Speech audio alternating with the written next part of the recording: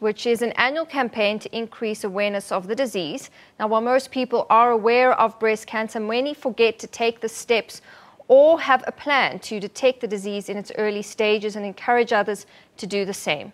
To talk more about this, I'm joined now in studio by our guest, Dr. Sarah Rayne, who works both in the public and private healthcare sector. She's a specialist surgeon in breast cancer management at Milpark Hospital and at Helen Joseph Breast Care Clinic in Johannesburg. Dr. Rayne, thank you very much for coming in. Thanks for your time. Well, thanks for having me.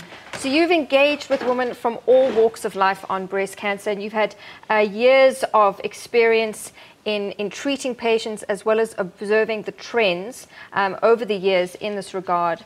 People aren't necessarily aware of the disease, and I don't think many are aware of more of its seriousness or how important early diagnosis is. Well, I think as we've got better over the years of getting the message out of breast cancer, the first thing we're really trying to do is teach women to get to know their own bodies. Sometimes it's not even just breast cancer, but it's about lots of other diseases. So teaching women to get to know what's right for them, and then when they do have a problem, noticing it early and going to see specialist care nice and early as well. All right, noticing it early. So if you notice a problem with your breast, that can be quite a stressful situation for any woman. If there's a detection of a lump or if there's some kind of pain, what should be the first step? Well, the first way to relieve your anxiety is to go and see someone about it so that you can be reassured. You know, 9 out of 10 breast lumps are not cancer. And most of the time we are able to reassure women and tell them that there is nothing wrong. But what's really important is that 1 out of 10 that is a cancer. If we could detect it early, it's not only great news for a woman who can be saved potentially unpleasant treatments, but also it means that her survival rate is hugely increased. Early stage breast cancer has a more than 98% survival. That means that we've managed to convert something which was potentially life-threatening into something which is less life-threatening than high blood pressure or diabetes. So with early detection, it is beatable? Absolutely. And one of the ways that you can detect things early is by taking matters into your own hands, quite literally. And that is each month we advise that women do a breast exam. So once a month, not more often than that, because your breasts change a lot during the month, but once a month you examine your own breasts, have a feel of them. And every woman might have different breasts. They may be nodular, they may be changing, but you get used to what's normal for you. And then if you do notice something different, you can go along and see your doctor, or you can come to either our clinic at Helen Joseph on a Wednesday morning, which is a government clinic, open access to anyone without any referral. And I know that there are clinics that's in Cape Town and in Durban which offer the same services. All right. So what kind of progress has been made in the treatment and the prevention of breast cancer? Well, we've made great leaps and bounds over the last few years. I'm a surgeon, and most of the time, in about 50 years ago, we had to rely on surgeons to cut out the disease. But now we've got new methods of chemotherapy and hormone therapies which can shrink down tumours, which means that when we do come to an operation, we can take less of the breast.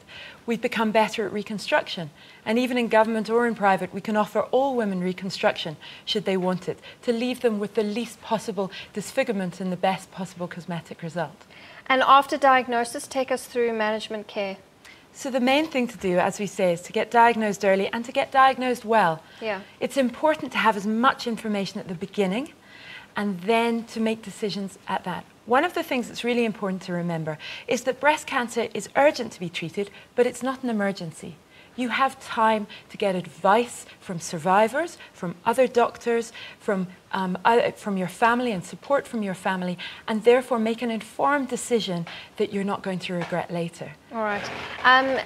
Is this a genetically inherited disease, or who is most at risk? So we've all heard about Angelina Jolie and her steps to... I was actually going to ask you about that, Yeah, so that's an amazing step to take if you know you're genetically at risk. Okay. And we know about 10 to 15% of the population will carry a gene which makes them at risk. Because it seems rather extreme that she would preempt something, so she's already cutting off her breasts.